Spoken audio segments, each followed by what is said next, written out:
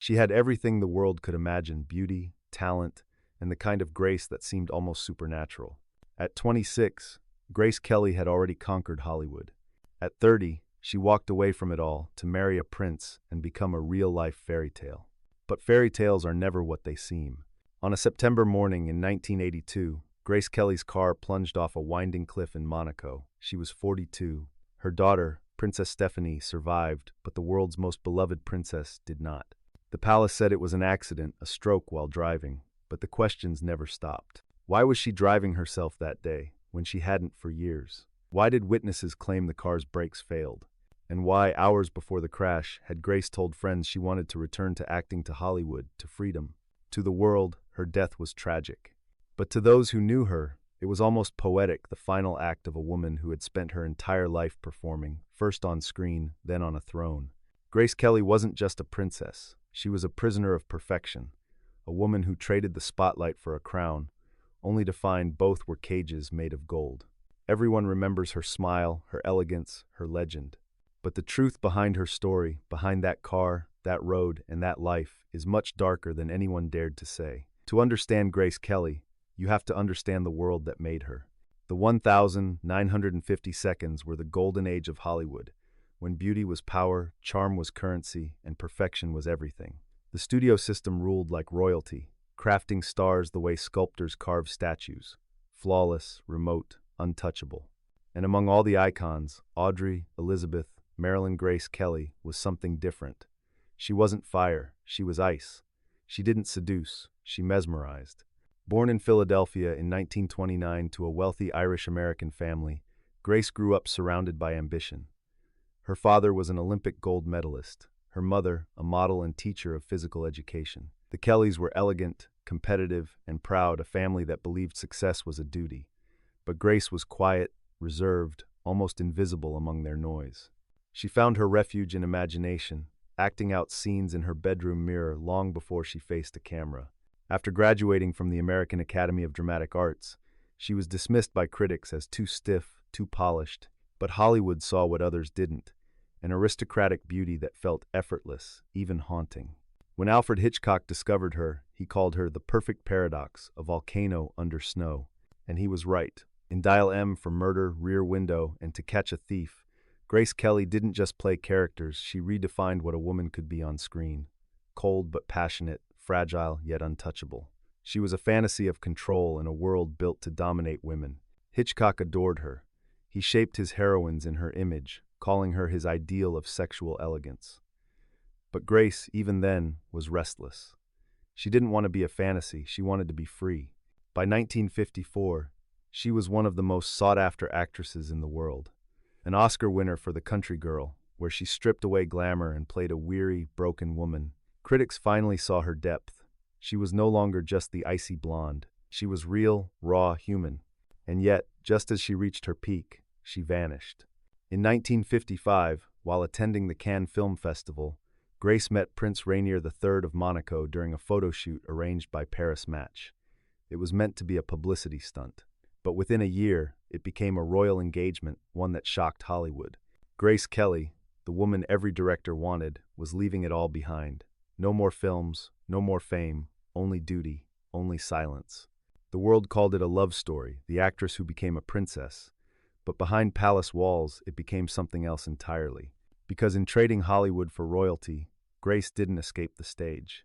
She just changed scripts. When Grace Kelly married Prince Rainier III of Monaco in April 1956, the world stopped to watch. The ceremony was broadcast across continents, with an audience of more than 30 million, the first global royal wedding of the television age. To millions, it looked like the perfect ending to a Hollywood fairy tale, the screen goddess becoming a real princess. But for Grace, it was not an ending. It was an exile. The moment she crossed the palace gates, she ceased to exist as Grace Kelly, actress, and became Her Serene Highness, Princess Grace of Monaco. The woman who once lived for storytelling now found her life rewritten by rules, rituals, and endless expectations. She was no longer a performer, she was a symbol. At first, she played the part beautifully. Elegant, graceful, poised the world's favorite princess. She attended galas, spoke to orphans, smiled beside her husband on balconies. But behind that royal perfection was a woman struggling to breathe. Monaco was not Hollywood. Its palace was quiet, cold, and full of judgment. Court officials whispered that she was too American. Rainier, though loving in public, was deeply traditional. A ruler first, a husband second. Grace's every move was watched, analyzed, controlled. Her acting career was over by decree. When she received offers from directors like Alfred Hitchcock to return to film, Rainier refused. "My wife is a princess, not an actress," he said. Grace smiled politely, but something inside her cracked. She wrote letters to her old friends in secret, confessing that she missed her work, that she felt unseen. She told one confidant, "I am living someone else's life." Over time, the fairy tale began to fray. Her marriage grew distant. Rainier was often preoccupied with politics, Grace with raising their 3 children. She threw herself into charity work, poetry, and photography, small acts of rebellion in a palace where spontaneity was forbidden. The woman who had once embodied freedom now existed inside a script she could never escape. By the 1970 seconds, her smile had become legend, poised, polite, practiced. But in private, she struggled with depression, insomnia, and isolation. She felt trapped between 2 worlds, the Hollywood dream she'd abandoned and the royal duty that defined her. Then, in 1982, something shifted. Grace began speaking openly about returning to film. Hitchcock was gone, but she longed to create again. "It's been 25 years, she told a journalist, "and I still feel the camera in my soul." But the palace wasn't ready to let her go. That September, she and her daughter, Princess Stephanie, planned a quiet drive to their country home in Rock Angel. Grace insisted on driving, a rare act of independence. The road was narrow, carved along the mountainside, with no guardrails. Around 9:30 a.m., witnesses saw her car veer suddenly, tumbling down a 120-foot slope. The crash was violent. Grace was pulled from the wreck, still breathing, but never regained consciousness. She died the next day. Stephanie survived with minor injuries. The official cause, a cerebral hemorrhage while driving. But the mystery began immediately. Had she really suffered a stroke, or did something else happen that morning? Some said she swerved to avoid a truck. Others whispered the brakes failed. A few claimed Stephanie had been driving, not Grace. The palace denied it all. But to those who knew her, one theory lingered that Grace, the woman who had always obeyed the rules, finally decided to take control of her own story and fate. In the hours after the crash, Monaco fell silent. For the first time in living memory, the palace gates closed. Reporters gathered outside, their lenses trained on the windows, hoping for a glimpse of the princess who had once belonged to everyone. Inside, Grace Kelly lay unconscious, her golden hair matted with blood, her breathing shallow. By dawn, the announcement came. Her Serene Highness, Princess Grace of Monaco, has passed away.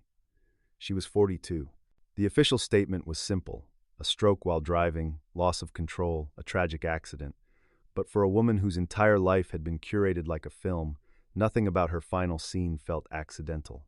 From the beginning, the story had cracks. Grace hadn't driven in years. She always had a chauffeur.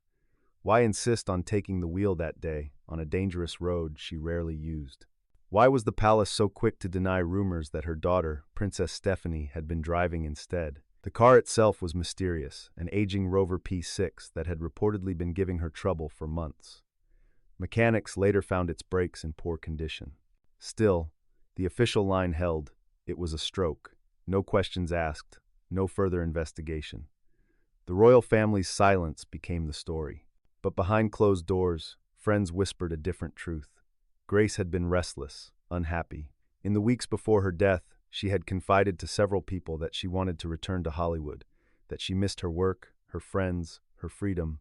Hitchcock was gone, but she had been offered a role by a new French director, and she was seriously considering it. To Monaco's elite, that was unthinkable.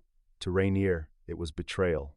In one of her last phone calls, Grace told a friend, "Sometimes I feel like I'm still acting, only the set is a palace."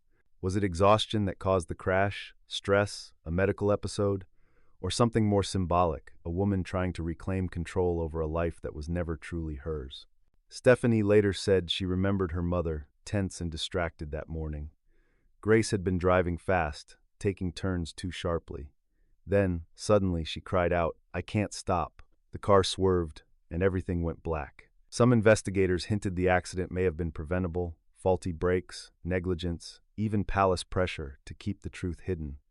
But Monaco isn't Hollywood. There were no tabloids inside its walls, only silence and grief. The official record remained untouched. And perhaps that's what made it haunting. Grace Kelly, the woman who lived her life under the camera's gaze, had her ending rewritten by forces she couldn't direct.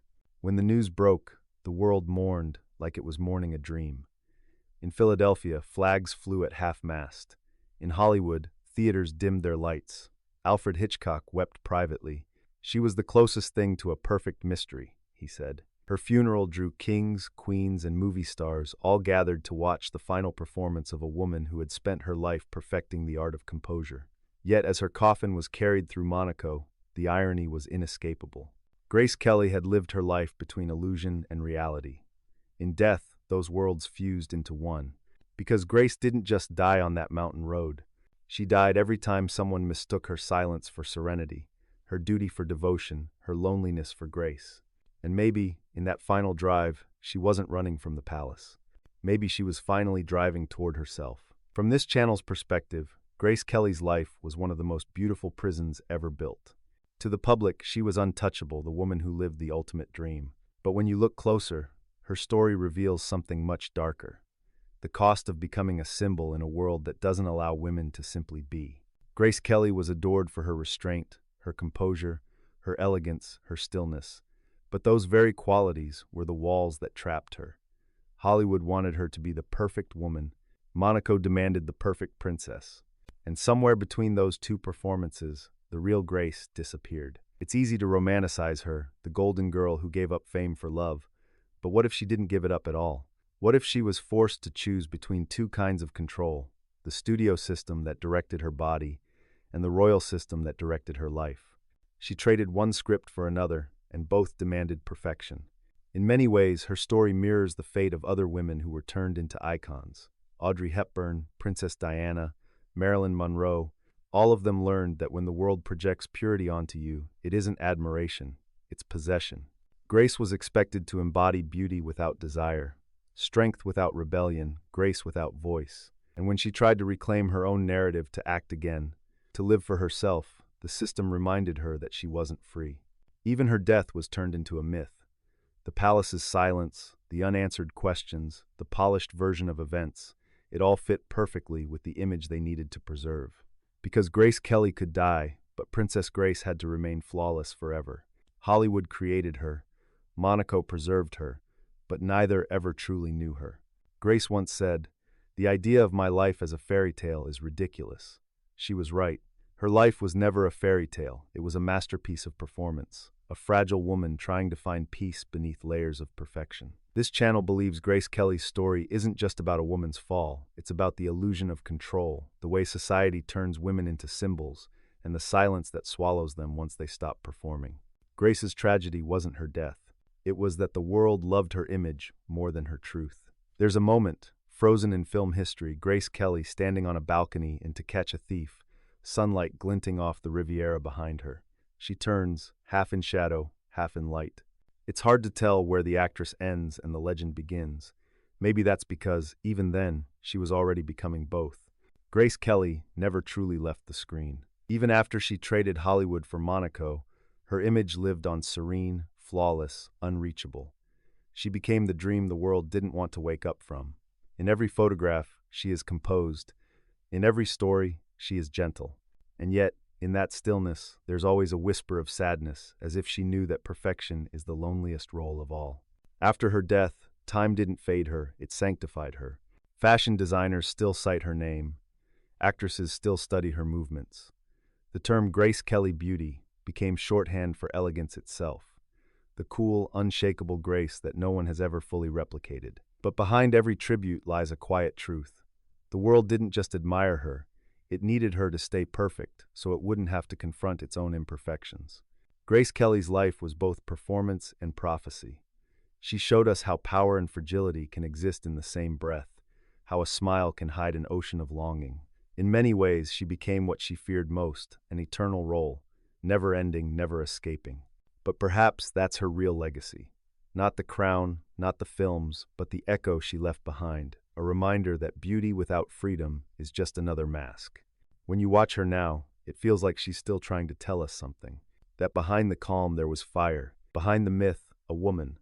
Behind the grace, a longing to be free. Some stories were never meant to be known. But now, you know,